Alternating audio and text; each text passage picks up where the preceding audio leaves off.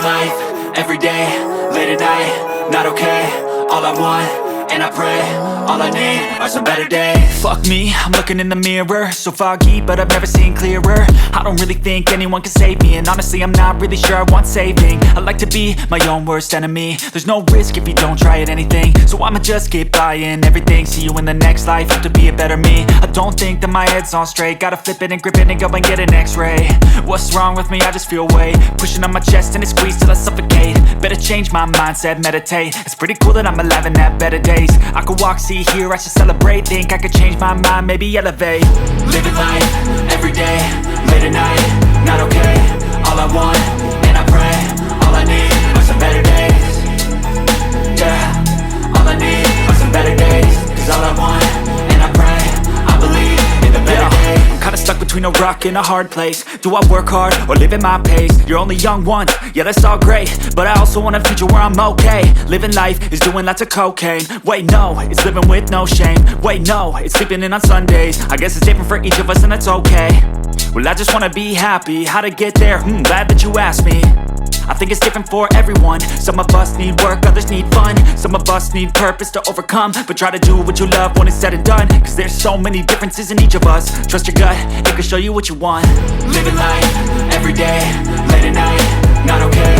All I want, and I pray, all I need are some better days. Yeah, all I need are some better days. Cause all I want, and I pray, I believe in the better days. Living life, everyday, late at night, not okay. All I want, and I pray, all I need are some better days. Yeah, all I need are some better days. Cause all I want, and I pray, I believe in the better days.